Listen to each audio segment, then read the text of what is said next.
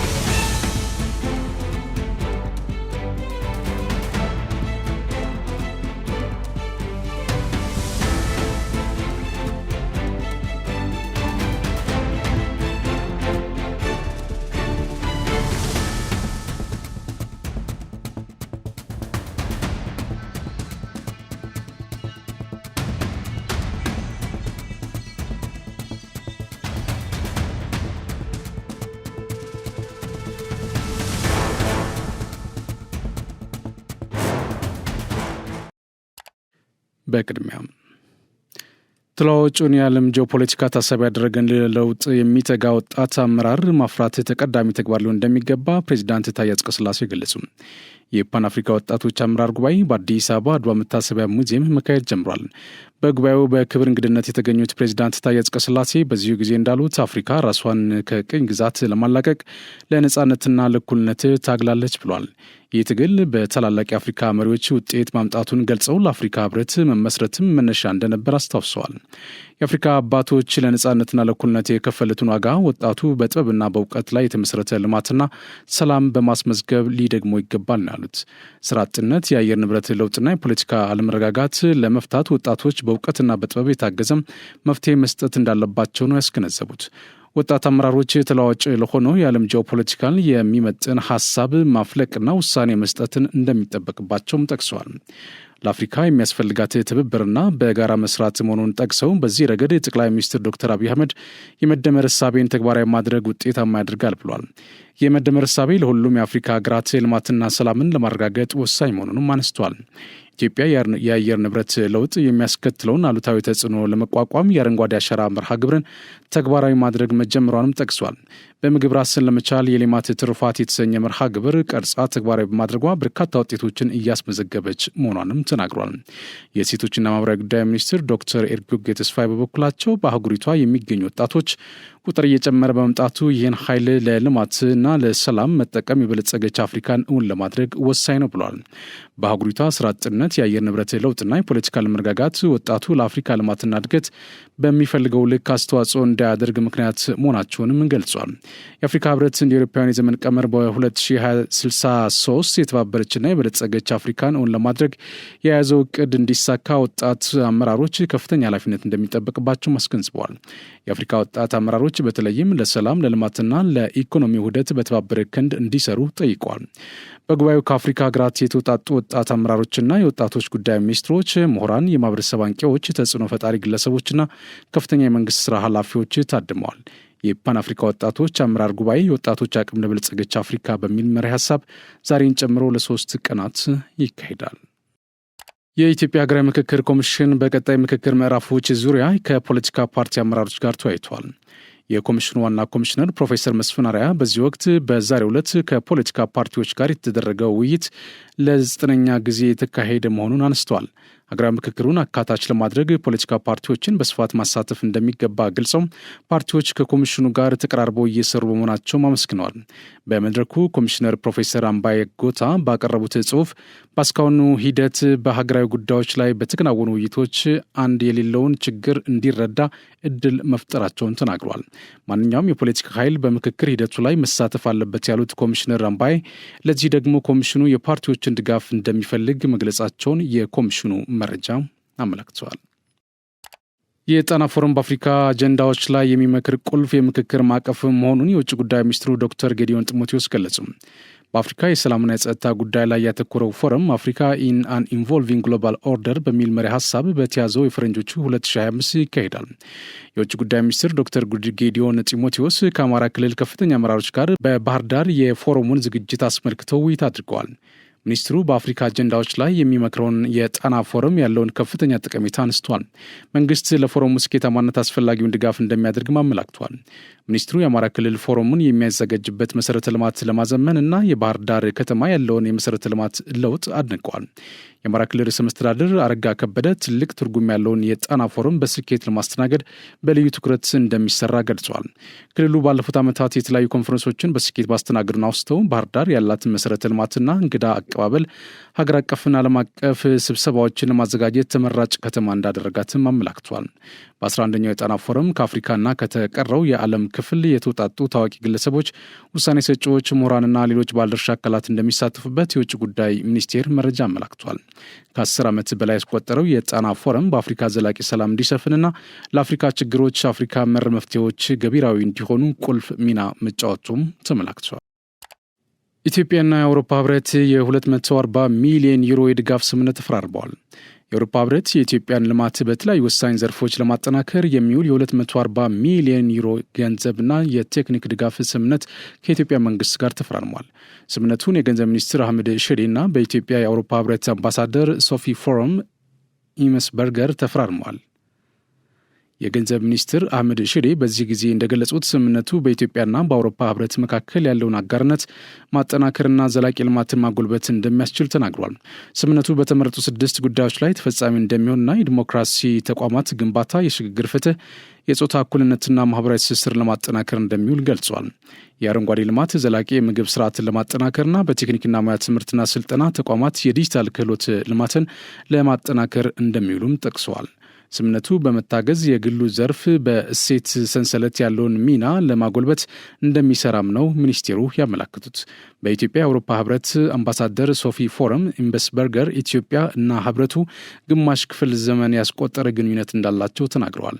ስምምነቱ ኢትዮጵያ እያከናወነች ያለችውን ሁለንተናዊ እድገት ለመደገፍ የሚያስችል መሆኑንም አመላክተዋል።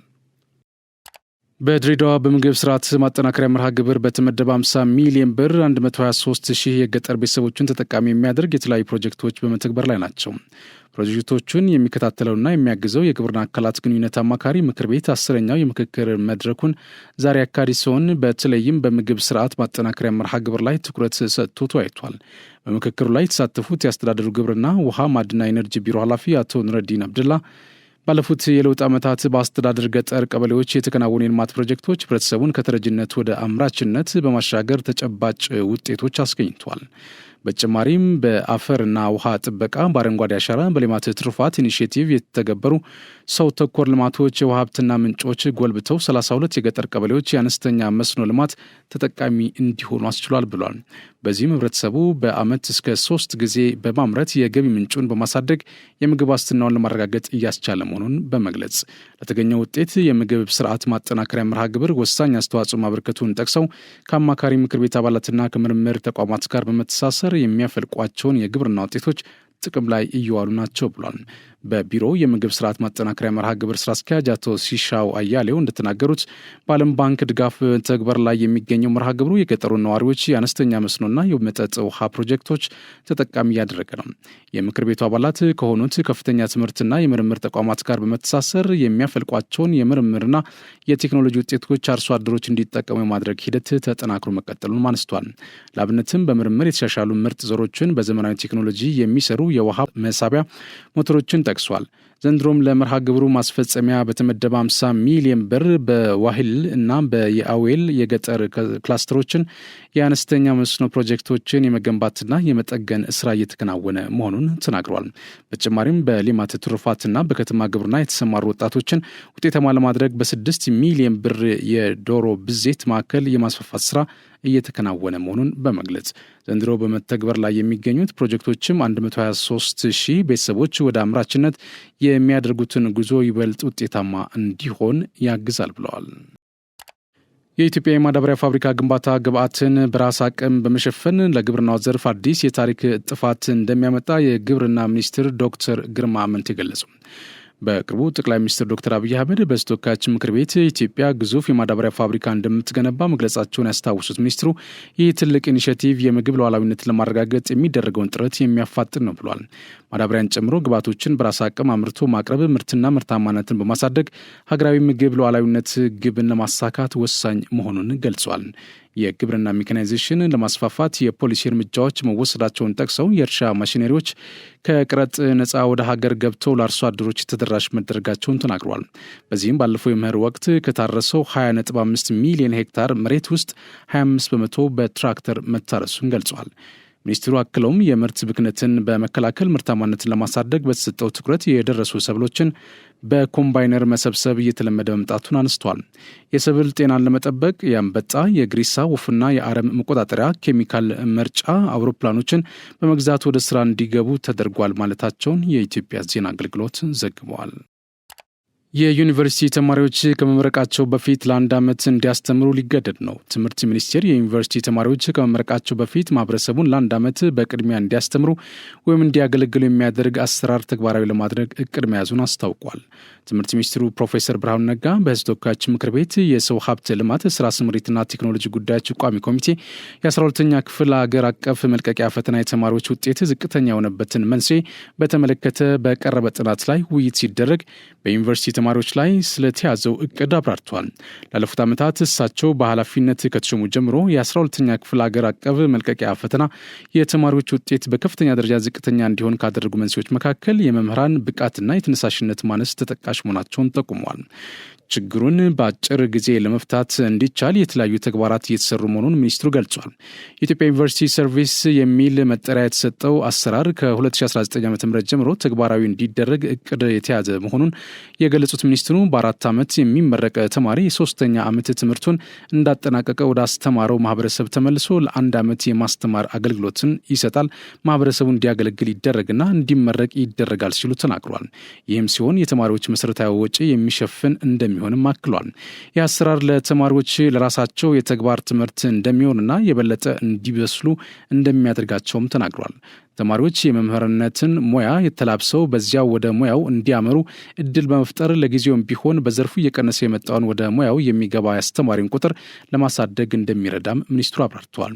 በቅርቡ በመምህራን ላይ በተደረገ ግምገማ 100,000 የሚደርስ የመምህራን እጥረት መኖሩ መታወቁን የተናገሩት ፕሮፌሰር ብርሃኑ አሰራሩ በከፍተኛ ደረጃ ያለውን የመምህራን እጥረት እንዲቀንስ የበኩሉን እንደሚወጣ አስረድተዋል።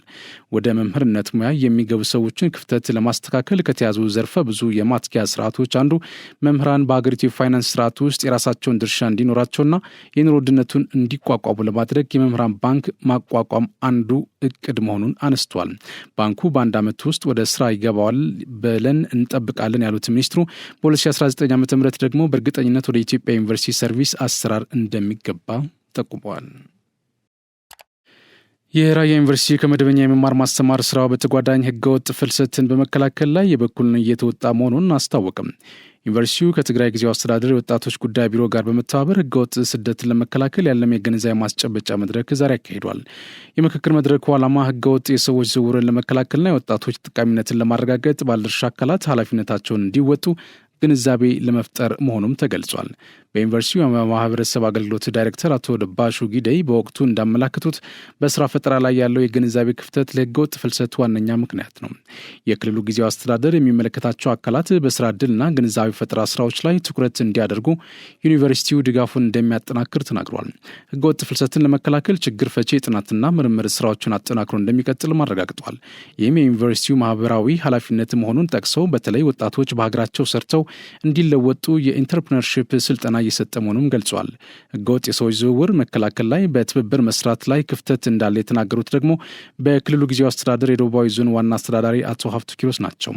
ችግሩን ለማቃለል በትኩረት እየሰሩ መሆናቸውን ጠቁሞ ህገወጥ የሰዎች ዝውውርን በዘላቂነት ለመከላከል የሁሉም አካላት ንቁና የተቀናጀ ተሳትፎ እንደሚያስፈልግ ገልጿል። የክልሉ ጊዜያዊ አስተዳደር የወጣቶች ጉዳይ ቢሮ ምክትል ኃላፊ ወይዘሮ አልማዝ ነጋ ቢሮ ከመንግስታዊና መንግስታዊ ካልሆኑ ድርጅቶች ጋር በመተባበር የወጣቶች ተጠቃሚነት ለማረጋገጥ ፕሮጀክቶችን ለመቅረጽ ጥረት እያደረገ መሆኑን ተናግሯል። ህገወጥ ፍልሰትን ለመከላከል ግንዛቤ ማሳደግ ስራንም በጋራ መወጣት አለብን ብሏል። በመድረኩ የዩኒቨርሲቲ አመራር አባላት፣ የትግራይ ክልል ጊዜያዊ አስተዳደር የስራ ኃላፊዎችና የማህበረሰብ ክፍል ተወካዮች ተሳትፈዋል።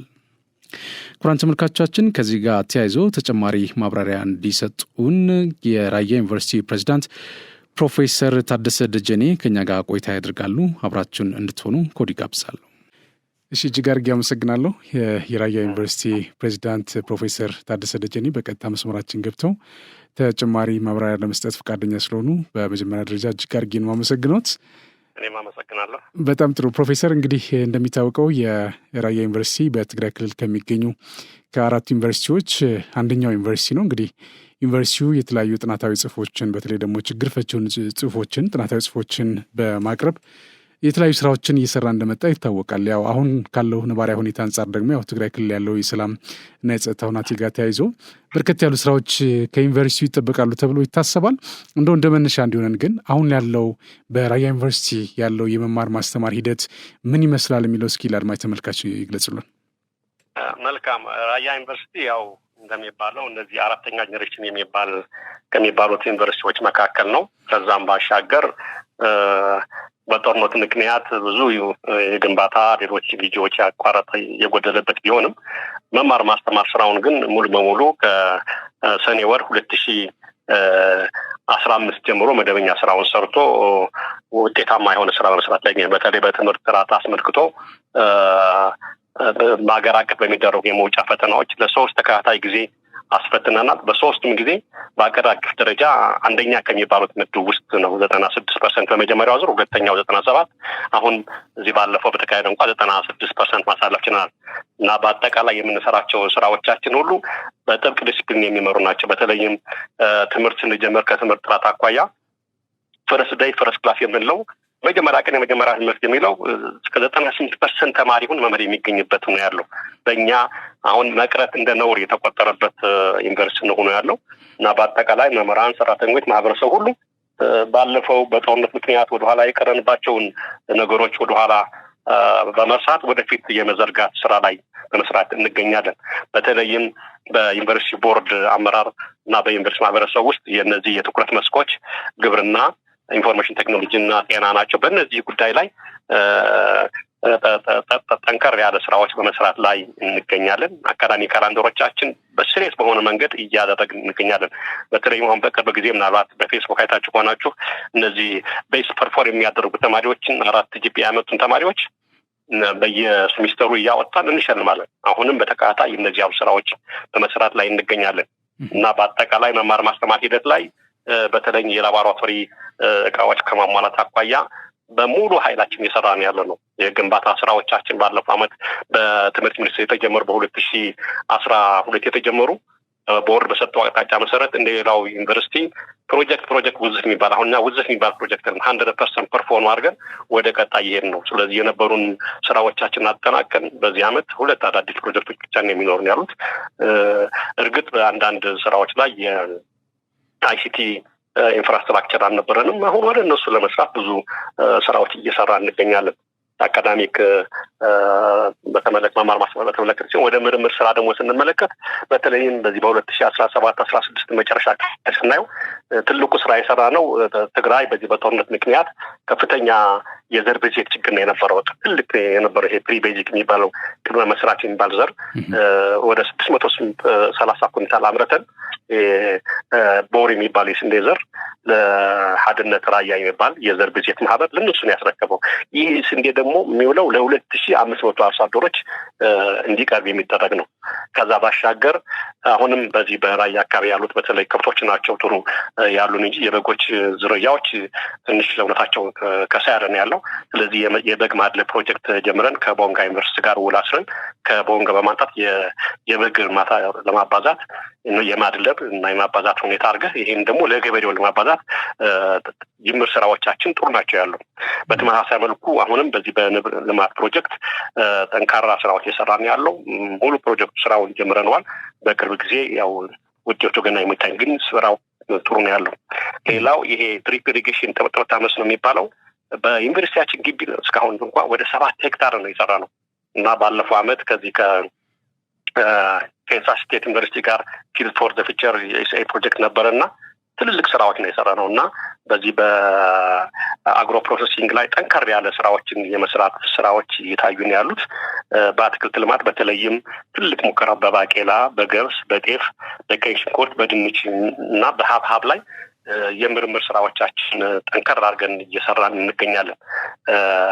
በሌላ በኩል የማህበረሰብ ጉድኝት ስንመለከትም በተለይ የሁለተኛ ደረጃ ትምህርት ተማሪዎችን በፊዚክስ እና በኬሚስትሪ ብዙውን ጊዜ በእነዚህ ሀርድ ሳይንስ የሚባል ደከም ያለ ስላለ ላቦራቶሪ በተግባር ተማሪዎች ድረስ እየመጡ ለ241 ተማሪዎች አመት ሙሉ በማስተማር ላይ እንገኛለን። ከዛ ባሻገር ለአምስት ሁለተኛ ደረጃ ትምህርት ቤቶችም ፊዚክስ፣ ኬሚስትሪ እና ባዮሎጂ የላቦራቶሪ የማደራጀት ስራዎች በመስራት ላይ እንገኛለን። በአጠቃላይ ስናየው በተለይ ወጣቶችን ስነ ምግባር በማነጽ በኩል ከፍተኛ ስራ እየሰራ ነው። በተለይ እንደምታውቀው ይሄ የስደተኞች የከፍተኛ ህገወጥ ሰዎች ዝውውር ከፍተኛ ነው ያለው ወደዚህ ወደ ራያ አካባቢ ላይ አለና ይህን በተመለከተ ከወጣቶች ጋር ከማህበረሰቡ ጋር ከዞን ከወረዳ አስተዳዳሪዎች ጋር ከሚመለከታቸው አካላት ጋር በአካል ተገናኝተን በዚህ በኩል ላይ ያለውን ስራ ከፍተኛ ስራ በመስራት እንገኛለን።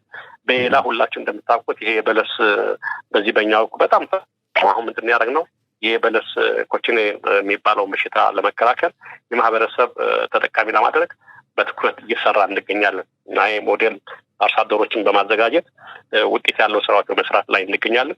በተመሳሳይም በዚህ በምርምሮቻችን በዚህ በወተት ሀብት ልማት ላይ ከፍተኛ የሆነ ስራ በመስራት ላይ እንገኛለን። ስለዚህ በአጠቃላይ የመማር ማስተማር ስራዎቻችን በእነዚህ ላይ አትኩረን እየሰራን እንገኛለን። በተቻለ አቅም ዩኒቨርሲቲው ጠንካራ የሆነ ስራዎች ለመስራት ስራ እየሰራን በተለይ አሁን ለወደፊቱም በዚህ በአካባቢያችን ያለው ትልቁ ችግር የንብ ቀፎ በተመለከተ በተለያየ አይነት ሞዴሎች በማሰራት በዛ ላይ በንብ ላይ ከፍተኛ የምርምር ስራዎች ላይ ፕሮጀክቶች ተጀምረዋል። በዶሮ እርባታም ዙሪያ እንደዚህ ነው። ስለዚህ በተለይ የድሪፕ ኢሪጌሽን ጉዳይ አሉ ከሚባለው በተለይ በጠርጠርታ ስለምንጠቀም የዚህ የውሃ ቁጠባ በትንሽ ውሃ የመጠቀም የዘመናዊ የማረስ ስራዎች ላይ በመስራት እንገኛለን። ፕሮፌሰር ምናልባት እዛ አካባቢ ያሉት በተለይ ራያ አካባቢ በእርግጥ በሪሶርስ ሀብታም የሆነ አካባቢ ነው። ቀደም ሲሉ የጠቀሷቸው ነጥቦች አሉ። በተለይ የበለስ ጉዳይ ትንሽ አደጋ ውስጥ የወደቀበት ሂደት ነበር። እንግዲህ ካሁን ቀደም በነበረው ጊዜ እንግዲህ ዩኒቨርሲቲው ደግሞ እንደነዚህ አይነት ችግሮችን ለመፍታት እየሰራ መሆኑን ነግረውናል። በጣም ደስ የሚል ነገር ነው እውነት ለመናገር። ሌሎችም የማህበረሰብ አቀፍ አገልግሎቶችን በመስጠት ረገድ በተለይ አርሶ አደሩም እንደዚሁ አርብቶ አደሩም ጋር ያሉ ችግሮችን ለመፍታት የምታደርጉት ጥረት መልካም ነው ብሎ ማለት ይቻላል። ፕሮፌሰር ምናልባት እኔ አሁን በዋናነት እንደው ትኩረት እንድናደርግ የፈለኩት አብዛኛው የኢትዮጵያ ሕዝብም በተለይ ደግሞ በውስጥም በውጭም ያለው ትግራይ ክልል አካባቢ ያለው የሰላም ሁናቴ የጸጥታ ሁናቴ ያሳስበዋል አሁን ባለው ሁናቴ ማለት ነው። እና እንደው በዚህ ችግር ውስጥ ሆኖ የዩኒቨርሲቲው የመማር ማስተማር ሂደት ሳይቆራረጥ መሄዱ በራሱ በጣም ትልቅ ነገር እንደሆነ ነው እንግዲህ ከእርስዎ ከንግግር የተረዳሁት። እና በአጠቃላይ የጦርነት አስከፊነትን ብሎ ቅድም አንስቶ ነበር እና እንደው ከዚህ ከጦርነት ምንድን ነው የተማርነው ብለን ማንሳት እንችላለን? እንደው በተለይ ደግሞ በትምህርቱ ዘርፍ ላይ በትግራይ ክልል ያለውን የትምህርት እንቅስቃሴ መማር ማስተማር ሂደቱ ላይ ትልቅ ጫና አሳድሮ እንዳለፈ ያው ይታወቃል። አብዛኞቹ ተማሪዎችን በተለይ ኤሌመንተሪም ሃይስኩልም ያሉ 2 እና 3 ዓመታት ዲሌይ የሆነበት ሁናቴ አለ እና እንደው ከዚህ አስከፊ ጦርነት ምን መማር እንችላለን ብለን ማለት እንችላለን? በተለይ የመማር ማስተማር ሂደቱ ላይ ጫና እንዳይፈጠር በማድረግ ረገድ። ያው ጦርነት ያው ለሰው ልጅ መጥፎ የሚባለው ትልቅ አደጋ ነው። ሰላም ከሌለ ያው ሁሉ ነገርም የለም። በተለይም የትግራይ ሕዝብ ከማንም በላይ ይሄን ያውቀዋል። እና አሁን ላለፈው ክረምት ቤት አይሰራ የሚባል አባባል አለ። ስለዚህ ምንድነው እንደ ራያ ዩኒቨርሲቲ የወሰድነው ትልቅ አቋም ምንድነው? ልክ የመጀመሪያ ደሞዛችን በመጋቢት ላይ ነው ያገኘነውና የራያ ዩኒቨርሲቲ ማህበር ተሰብስበን 2 ዓመት አቃጠን። ኦልሞስት 3 ዓመት ነው እንጂ 2013 አልተጠቀምበትም 14ም 15ም ካለፈው በኋላ ምን እናርግ ነው የተባልነው። ስለዚህ ሁልጊዜ ትሮማና ያን ከምንቀጥል እንደ አቋም ነው በማህበረሰቡና የወሰንነው ማለት ነው። በቃ እንስራ። እንዲያውም ቁጭታችን የምናደርገው ባለፈው ያቃጠልነውን ጊዜ አሁን ብንሰራበት እንካከስ ነው ያልነው። ለዛ ነው የሚገርምህ በመማር ማስተማር እንኳን በጀመርነው በዛን ጊዜ የ13 ወር ከሰኔ እስከ ሰኔ የሚል ፕሮግራም የ2 ዓመት ትምህርት በ1 ዓመት ነው የጨረስነው። እንደዛ ሆኖ ፐርፎርማንስ የልጆች ፐርፎርማንስ ይሄ ነው አትልም። በዲሲፕሊን ደረጃ ብታይ አሁን የራያ ዩኒቨርሲቲ ማህበረሰቦች ኤግዛም እንኳን ሲፈተኑ ፈታኞች ከአዲስ አበባ የመጡ ከሌላ ሲጠይቋቸው ፈተና እንዴት ነው ሲሏቸው እኔ እኮ የራያ ዩኒቨርሲቲ ተማሪ ነኝ የማለት የደረሱበት ሁኔታ ነው ያሉና ኮንፊደንስ ቢውልድ አድርገን ነው። ይሄ ምንድነው በዛ ያሳለፍነው ቁጭት ነው። ስለዚህ ያለፈው ስለማንሰራ አሁን ደግሞ ብንሰራ ጥሩ ነው። አሁንም በትግራይ ውስጥ ብዙም ፖለቲከኛ አይደለሁም። እኔ ብዙም የሃይማኖት ሰው ነኝ። ስራዬ መስራት ነውና ብዙም አልወድም ስለ ፖለቲካ ቃል መለለስ መስጠትም ቢሆንም ግን በየአንዳንድ ቦታ ላይ ችግሮች ነው። በመማር ማስተማር በእኛ ላይ ግን እኔ ተጽዕኖ እንጂ ስራዬን ስለምሰራ ነው መሰለኝ ብዙም ለኔ ጉል ሆነ አይታይ። እርግጥ ሚዲያዎቻችን ተሰማው ተደነግጣለህ። ሚዲያ እና እነዚህ ሶሻል ሚዲያ የሚሰሩ ስራ ትንሽ መልካም አይመስለኝም። በጣም ከሚገባ በላይ ሰውን የሚረብሽ ነገር ነው። እንደተረበሸ ጦርነት ማን የሚዋጋው ያላቋም ዘጋር ፖለቲካ አንዳንድ እንትኖች ሊኖሩ ይችላሉና አንዳንዴ ከበድ ያሉ ነገሮች አሉ። ለኛ እንደ መማር ማስተማር ውስጥ ያው ፊልተር አደርጋለሁ ደግሞ ያ መጥፎ ጊዜ ሊመጣብን ነው ቢል ስጋት ላይ ነፃ መሆን አትችልም። ነገም እንደሚመጣ ስለማታውቅ ማለት ነው። አሁን ባለው ሁኔታ ግን መማር ማስተማር ስራዎቻችን የበለጠ ጠንክረን እንድንሰራና ኑሯችን ለማሻሻል አሁን ሰው ኑሮ እየከበደው ስለመጣ በተለይ መንግስት ሰራተኛው ኑሮ በጣም እየከበደ ነው ያለው። ይሄን ለማሸነፍ ወደ ጥሮቱ ወደ ኑሮ ነው እየሄደ ያለውና ሌላው ሶሻል ሚዲያ ደግሞ አሁን ቲክቶክ የሚባለው አለ መሰለኝ። ብዙም እኔ ቲክቶክም ብዙም አልከታተልም። የፌስቡክ ምናምን አልጠቀምም። ሞር እነዛ ደግሞ ምንድነው ይሄ ደንበኛ ለማግኘት የሚሰሩት ትልቅ ነው። አዲስ ዜና የውሸት ዜና እየቀረጽ እንደዛ ነው ያለውና ሞር ግን ህዝቡ ግን ወደ ሰላም ቢሆን ጥሩ ነው። ለማንኛውም ሰላም ለማንኛውም ሰው አስፈላጊ ስለሆነ ለመሪዎችም ቢሆን ለህዝቡም ቢሆን ሰላም መሰረት ስለሆነ ሰላም ሁሉም ለማህበረሰቡ ቢያስ ይበቃናል። እንግዲህ ያሳለፍነው ጊዜ በቁጭት ብንሰራበት ወደ ልማት ብንመጣ ነው እንጂ ተመልሰን ወደዛ የምንመጣበት መድረኮች ባይኖሩ ኃላፊዎችም ይሄ የሚሰሙ ከሆነ እባካችሁን ለህዝቡ ስትሉ የህዝብ መኖር አለበት። አለበለዚያ ግን አሳም ስቴፕ እኮ ክራይሲስ ውስጥ ገብቶ ፖፑሌሽኑ እኮ ችግር ውስጥ ሊወድቅ ይችላል። ስለዚህ ወደ ስራችን የምንሰራበትን ምቹ ሁኔታ ቢፈጠርልን፣ ወደ ልማት የምንሰራ ምቹ ሁኔታ ቢፈጠርልን፣ እነዚህ ሁኔታዎች ብቻ ነው ለኛ የሚጠቅሙ እንጂ አሁንም ዛሬም ነገም ሁልጊዜ አንዳንድ ቋንቋ አይሰለቻቸውም እንጂ እንዴት ነው? እኔ ብዙ መስለማስለማ ግን ቢሰለችኛና ህዝባችን ለማዳን ግን ወደ ልማት ሁላችን ብንገባ መልካም ነው ብዬ እንግዲህ አስተያየት እንሰጣለሁ።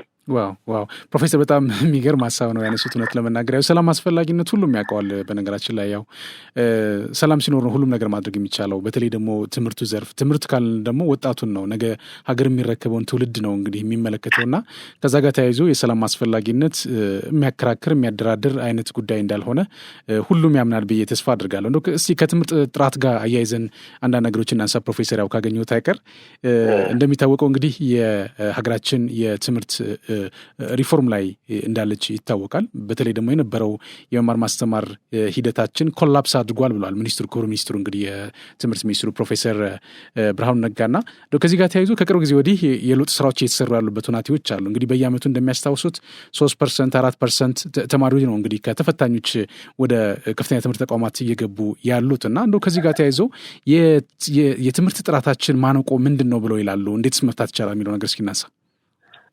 አሁን እኛ እንደ ራያ ዩኒቨርሲቲ ስናገር እኔ ትንሽ ለየት ያለ ሀሳብ ልቀርብ እችላለሁ። እኛ አሁን ለምሳሌ የተመደበልን ተማሪ ትንሽ ነበር። በ2016 አሁን 210 የሪሜዲያል ተማሪ ነው የተመደቡልን። ይገርምሃል። የእኛ መምህራኖቻችን በጣም እና እነዛ ልጆች አሁን ብታያቸው አሁን ሰከንዴሪ ያሉ ልጆች ቤስት የሚባሉ ተማሪዎቻችን ነው። በሪሜዲያል የመጡ ናቸው። ግን እነዚህ እና መጀመሪያ ምንድነው እኛ እንደ ራያ ዩኒቨርሲቲ አመለካከቱን ተማሪዎች እናስተምራቸው፣ አመለካከታቸውን እንዲለውጡ የይቻላል መንፈስ በሚል ስራ ነው የሰራ ነው ያለ ነው።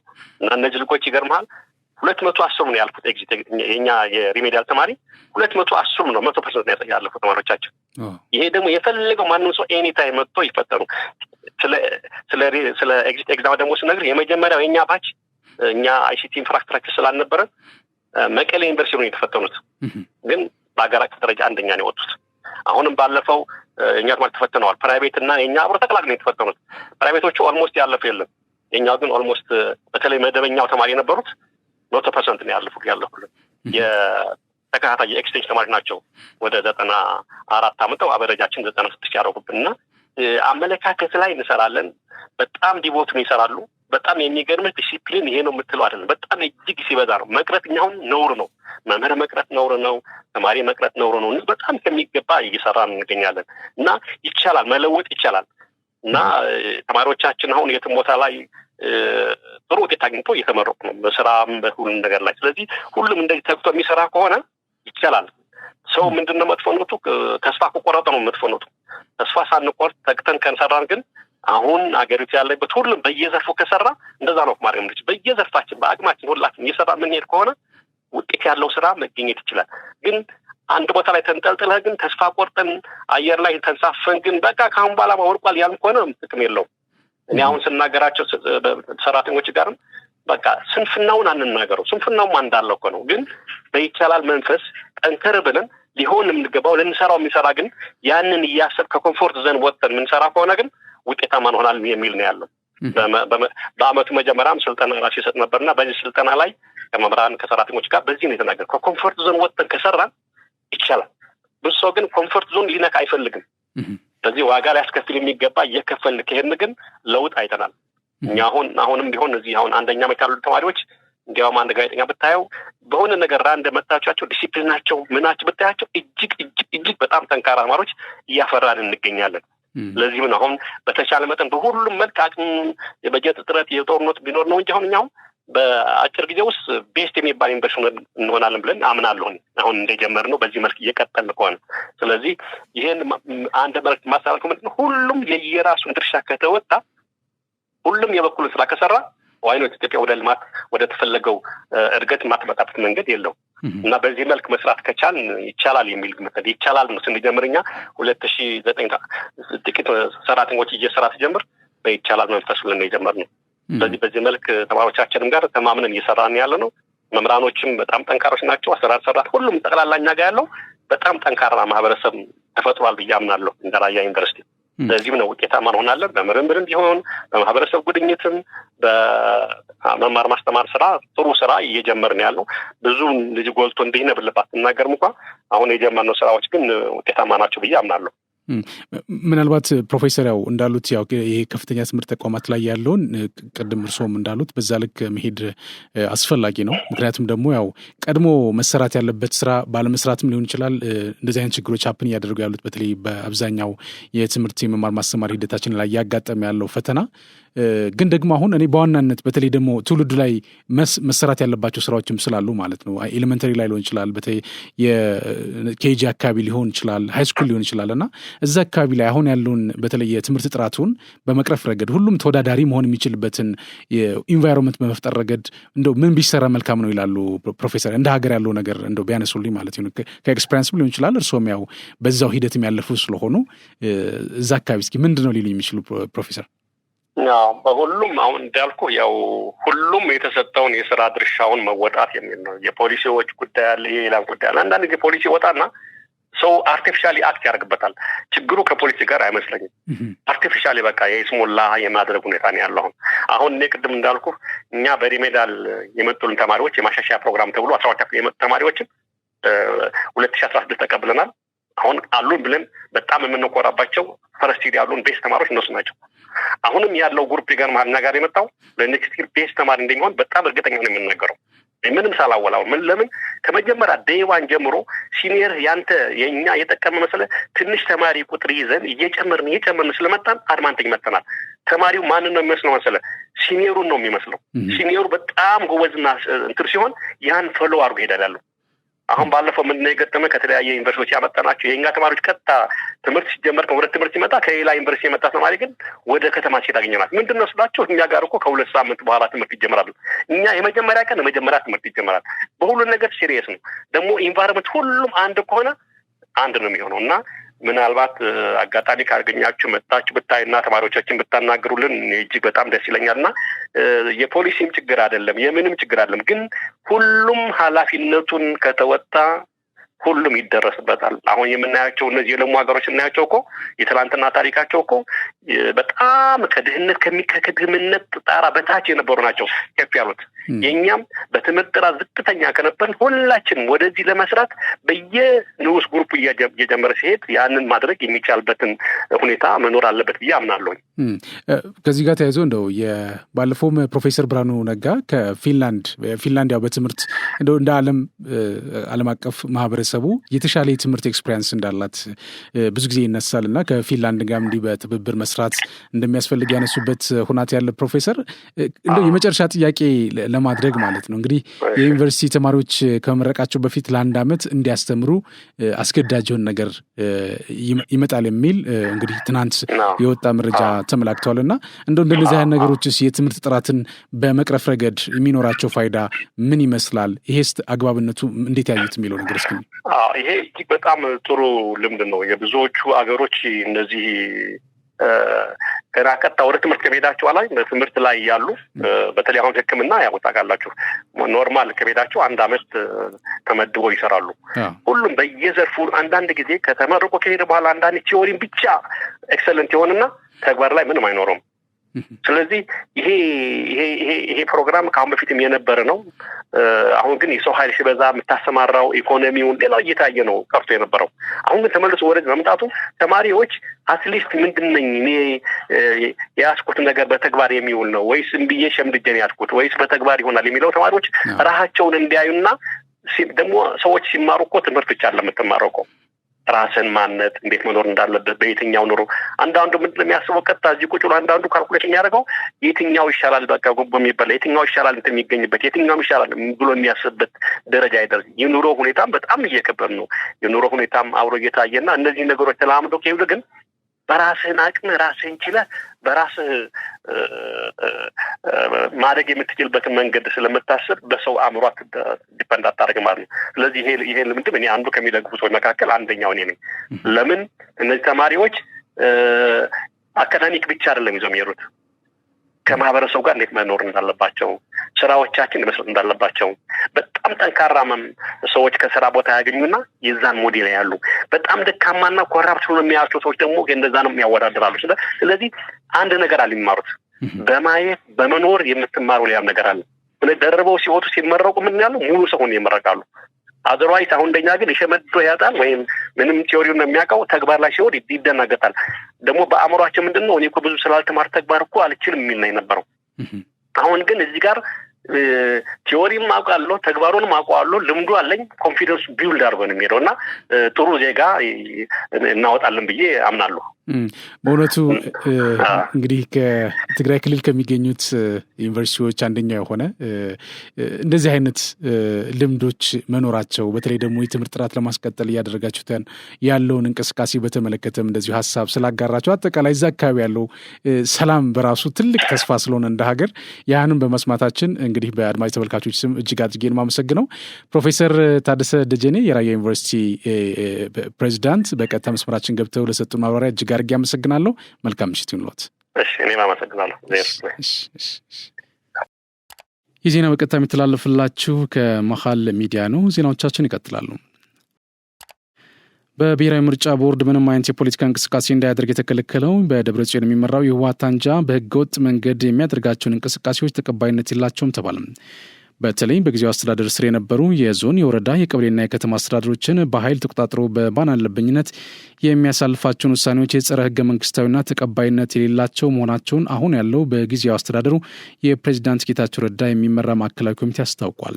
እንደ ምንጮች ገለጻ ቡድኑ ጸረ ፕሪቶሪያ ስምምነት ተግባራትን ከጊዜ ወደ ጊዜ እየፈጸመ ያለና እኔ ያልመራኋት ትግራይ ልትኖር አይገባም የሚል እንቅስቃሴዎችን መፈጸም ከጀመረ ሰነባብቷል ብሏል ኮሚቴው። የትግራይ ህዝብ ሰላምና ልማት እንጂ ትርፍ ለሌለውና ለጥቂት የስልጣን ጥመኞች ሲል ዳግም ውድ ህይወቱን መስዋዕት የሚያደርግበት አንዳች ምክንያት የለም ብሏል። ስለሆነም በፌዴራል መንግስት የተጀመረውን ጠንካራ ድጋፍ እውን እንዲሆን በማድረግ የተጀመሩ የፕሪቶሪያ ስምምነት አካል የሆኑት የዲዲአር ትግበራ እውን እንዲሆን ሁሉም የበኩሉን እንዲወጣ ጠይቋል። የትግራይ ህዝብም በእያንዳንዱ ቤት መስዋዕትነት እንዲገባ ያደረገው አንጃው የህወሓት ቡድን በቃ ሊለው ይገባል ሲል ማዕከላዊ ኮሚቴው ገልጿል ሲል መግለጹ ምንጮች ለመሃል ሚዲያ ገልጿል። የትግራይ ጊዜያዊ አስተዳደር ከፕሪቶሪያ ስምምነት በኋላ ላለፉት 2 ዓመታት በክልሉ ጦርነት እንዳይከሰት ያደረገው አስተዋጽኦ በተመለከተ ጠቅላይ ሚኒስትር ዶክተር አብይ አህመድ ማመስገናቸው ይታወሳል። የኢትዮጵያ አየር ኃይል የአሸባሪው አልሸባብ ስትራቴጂካዊ ይዞታ በሆነው የተሳካ ድብደባ በማካሄድ አልሸባብን ለከፍተኛ ኪሳራ አዳርጎታል አልተባለም። ለምንጮች ገለጻ ከፍተኛ ቁጥር ያለው የአልሸባብ ታጣቂ ለጥፋት ተልዕኮ ሊሰማራ በተሳቢ መኪኖች የተጓጓዘ ባለበት ወደ አመድነት በመቀየሩ የአልሸባብ ደጋፊዎች ክፉኛ በመደንገጣቸው የሚይዙትን የሚጨብጡት ማጣታቸው ተገልጿል። የአሸባሪው አልሸባብ የፕሮፓጋንዳ ክንፍ የኢትዮጵያ አየር ኃይል በንጹሐን ላይ ጉዳት አድርሷል የሚል ጩኸት ለማሰማት ላይታች ያለ መሆኑ ተሰምቷል። ይሁን እንጂ ቀጠናውን ለማተራመስ ሌት ተቀን የሚተጋው የአሸባሪው ቡድን እቅዱን ሳያደራጅ በመከላከያ ኃይል ሰራዊት ዶጋመድ እየሆነ እንደሆነ እማኞች ገልጿል። ቡድኑ በዚህ ወር ብቻ ተደጋጋሚ ድብደባ የተካሄደበት ሲሆን በዚህም ለከባድ ኪሳራ መዳረጉን ተገልጿል። ከተለያዩ ሀገራት ተውጣጥተው በአሜሪካ ዋር ኮሌጅ የሚማሩ ተማሪዎች የመከላከያ ዋር ኮሌጅን ጎበኙ። በአሜሪካ ዋር ኮሌጅ የሚማሩ ተማሪዎች መከላከያ ዋር ኮሌጅ እያስገነባ የሚገኘውን መሰረተ ልማት ተዘዋውሮ ተመልክቷል። ከጉብኝቱ በኋላም ስለ ኮሌጁ አሁናዊ ሁኔታ አጭር ማብራሪያ የተደረገላቸው ሲሆን ልዑካን ቡድኑና ኮሌጁ በምስራቅ አፍሪካ ቀጠና ደህንነት መጠበቅ የሚያስችላቸው ጉዳዮች ዙሪያ ገንቢ ውይይት አካሂዷል። በመጨረሻም ኮሌጁ በሚሰጠው የስትራቴጂክ ደህንነት ትምህርት ዙሪያ ለተማሪዎች ቡድን በኮሌጅ አዛዥ ብሪጋዴር ጀነራል ቡልቲ ታደሰ አማካኝነት ማብራሪያ የተሰጠ ሲሆን ልዑካን ቡድኑ ለኮሌጅ የአሜሪካ ዋር ኮሌጅ አርማ ያለበት ስጦታ ሲያበረክቱ ኮሌጁም የኢትዮጵያ መከላከያ ስትራቴጂካዊ ጥናት ጆርናል በስጦታ መልክ አበርክቶላቸዋል። የብር ሸለቆ ማሰልጠኛ ትምህርት ቤት ብቁ ወታደሮችን እያፈራ መሆኑ ተገለጸ። የብር ሸለቆ መሰረታዊ ወታደራዊ ማሰልጠኛ ትምህርት ቤት አዛዥ ኮሎኔል መኮንን መንግስቴ ማሰልጠኛ ትምህርት ቤቱ የተቋሙን የሰው ኃይል በማሟላት በየጊዜው በስልጠና የበቁ ወታደሮችን እያፈራ እንደሚገኝ ገልጿል። ለ41ኛ ጊዜ ከተለያዩ የሀገሪቱ አካባቢዎች የተውጣጡ ሰልጣኞችን ተቀብሎ ማሰልጠኑና ማስመረቁን የገለጹት ኮሎኔል መኮንን ሀገራቸውንና ተቋማቸውን የሚወዱ እስከ ህይወት መስዋዕትነት ለመክፈል የተዘጋጁ በስነ ልቦና የታነጹ ፕሮፌሽናል ወታደሮችን ለምረቃ ማብቃት መቻሉን አስረድተዋል። የዛሬ ተመራቂ መሰረታዊ ወታደሮች በስነ ልቦና ግንባታ፣ በቴክኒክና በስልት አቅማቸው ያዳበሩ ማንኛውንም ግዳጅ በየትኛውም ጊዜና ቦታ መፈጸም የሚያስችል አቅም የፈጠሩ ናቸው ብለዋል። ስልጠናውን በቀንና በሌሊት የግዳጅ አፈጻጸምን መሰረት ያደረገ ተግባር ተኮር ስልጠና የወሰዱ በቆይታቸውም የሰራዊት ስነ ልቦና ግንባታ፣ የአካል ብቃት፣ የተኩስ፣ የነፍስ ወከፍና የቡድን ስልቶችን እንዲሁም በርካታ ሙያዊ ነክ የሆኑ ስልጠናዎችን ወስደዋል ሲሉ ተናግሯል። የ41ኛ ዙር ሰልጣኞች ወደ አሃድ ሲመደቡ አገራቸውና ህዝባቸውን ከማንኛውም ጥቃት የሚከላከሉና ከራስ በላይ ለህዝብና ለሀገር የሚለውን እሴት የተላበሱ እንዲሁም ቅድሚያ ለጓዳቸው የሚሰጡ ዲሲፕሊን አክባሪ መሆናቸው ተመላክተዋል። ከዚሁ ከመከላከያ ዜና ሳንወጣ ህዝባችን ለመከላከያ ሰራዊት የሐዋላ ደጀን መሆኑን በተለያዩ ማሳያዎች በተግባር አረጋግጧል ሲሉ ሌተናል ጀነራል ዘውዱ በላይ ገለጹ። ሌተናል ጀነራል ዘውዱ በላይ በመከላከያ ዋር ኮሌጅ ተገኝተው ለሰልጣኞች ከፍተኛ መኮንኖች የህይወት ተሞክሮ ልምዳቸውን አካፍሏል። በማዕከላዊ ዕዝ አዛዥ ሌተናል ጀነራል ዘውዱ በላይ ህዝባችን ሰላምን የሚናፍቅ ልማትና እድገትን አጥብቆ የሚፈልግ ሀገር በተደፈረችበት ጊዜም ለሰራዊታችን የኋላ ደጀን መሆኑን በተግባር ያረጋገጠ ስለመሆኑ ተናግረዋል። ሀገራችን ለሚያጋጥማት ችግር ጽንፍ የወጡ የህዝብን ሰላም ለመንጠቅ የሚጣደፉ ስልጣንን ያለ አግባብ ለመያዝ የሚሞክሩ ኃይሎች የሚያደርጉትን ትንኮሳ አንዱ ምክንያት መሆኑን አስረድቷል። ሰራዊታችን የተለኮሰውን እሳት በህይወት መስዋዕትነት አጥፍቷል ያሉት ጀኔራሉ ሰራዊታችንም ይህንን ክስተት በእልህና በወኔ ታግሎ አሁን ያለውን ሰላም ማምጣት ችሏል ሲሉ ተናግሯል።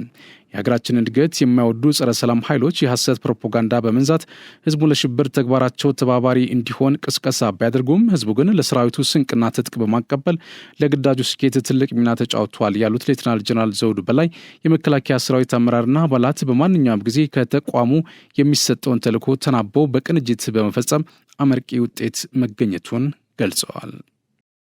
የማይደገም እድል ፒያሳ ሊሴ ገብረ ማርያም በሚገኘው ሳይታችን ላይ የመጀመሪያውን ብሎክ 90% ሽያጭ አጠናቀን ሁለተኛውን ብሎክ ለሽያጭ አውጥተናል።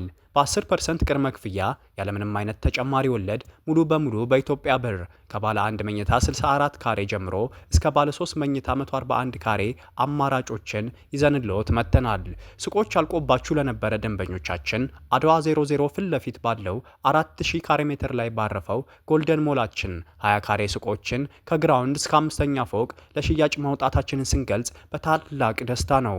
እንዲሁም በአጭር ጊዜ ወደ ቤታችሁ መግባት ለምትፈልጉ ደንበኞቻችን ሀያት አደባባይ ገንብተን 90% ባደረስነው ሳይታችን ላይ እየኖሩበት የሚከፍሉበትን አማራጭ ይዘን መጥተናል። ለበለጠ መረጃ 0966 02 9902 ይደውሉ። የውጭ ዜና። ሃንጋሪ ከዓለም አቀፍ የወንጀለኞች ፍርድ ቤት አይሲሲ አባልነት መውጣቷን አስታወቀች። ሃንጋሪ ከአይሲሲ አባልነቷ የመውጣቷ ውሳኔዋን ያሳለፈችው በተቋሙ የእስር ማዘዣ የወጣባቸው የእስራኤል ጠቅላይ ሚኒስትር ቤንያሚን ኔታንያሁን በሀገሪቱ ይፋዊ የስራ ጉብኝት እያደረጉ ባለበት ወቅት ነው። አይሲሲ በጠቅላይ ሚኒስትር ኔታንያሁና የእስራኤል መከላከያ አዛዥ በነበሩት የአቭ ጋላንት ላይ የእስር ማዘዣ ያወጣው የእስራኤል ሐማስ ጦርነትን ተከትሎ ደርሷል ባለው ጉዳት የተነሳ መሆኑ ይታወሳል። አይሲሲ በእስራኤል ባለስልጣናት ላይ የእስር ማዘዣ እንዳወጣ የሃንጋሪ ጠቅላይ ሚኒስትር ቪክተር ኦርባን በመንግስታቸው ስም የእስራኤል አቻቸው ቤንያሚን ኔታንያሁ ሀገራቸውን እንዲጎበኙ ግብዣ ማቅረባቸውን የቢቢሲ ዘገባ አስታውሷል። በዚህም የተነሳ የአይሲሲ መስራችና አባል የሆነችው ሃንጋሪ የእስር ማዘዣ ያወጣባቸውን ኔታንያሁን ተቀብላ ከማስተናገድ ባለፈ በአይሲሲ አባልነት እንደማትቀጥል ይፋ አድርጋለች። 125 አባላት ካሉት አይሲሲ በመልቀቅ ከአውሮፓ ህብረት አባል ሀገራት መካከል ሃንጋሪ የመጀመሪያዋ መሆኗም ተገልጿል። አሜሪካ፣ ሩሲያ፣ ቻይናና ደቡብ ኮሪያን ጨምሮ በርካቶች የአይሲሲ አባል እንዳልሆኑ ይታወቃል። ክቡራን ተመልካቾቻችን ከመሃል ሚዲያ ለሰዓቱ ያዝናቸው ዜናዎች እነዚህ ናቸው። ስለተከታተላችሁ እናመሰግናለን። ቅሪቶች ይቀጥላሉ። በእኔ በኩል ጨርሻለሁ። በያላችሁበት ሰላም ሁኑ። የማይደገም እድል ፒያሳ ሊሴ ገብረ ማርያም በሚገኘው ሳይታችን ላይ የመጀመሪያውን ብሎክ 90% ሽያጭ አጠናቀን ሁለተኛውን ብሎክ ለሽያጭ አውጥተናል። በ10% ቅድመ ክፍያ ያለምንም አይነት ተጨማሪ ወለድ ሙሉ በሙሉ በኢትዮጵያ ብር ከባለ 1 መኝታ 64 ካሬ ጀምሮ እስከ ባለ 3 መኝታ 141 ካሬ አማራጮችን ይዘንልዎት መጥተናል። ሱቆች አልቆባችሁ ለነበረ ደንበኞቻችን አድዋ 00 ፊት ለፊት ባለው 4000 ካሬ ሜትር ላይ ባረፈው ጎልደን ሞላችን 20 ካሬ ሱቆችን ከግራውንድ እስከ 5ኛ ፎቅ ለሽያጭ ማውጣታችንን ስንገልጽ በታላቅ ደስታ ነው። እንዲሁም በአጭር ጊዜ ወደ ቤታችሁ መግባት ለምትፈልጉ ደንበኞቻችን ሳይታችን ሀያት አደባባይ ገንብተን 90% ባደረስነው ሳይታችን ላይ እየኖሩበት የሚከፍሉበትን አማራጭ ይዘን መጥተናል። ለበለጠ መረጃ 0966 02 9902 ይደውሉ።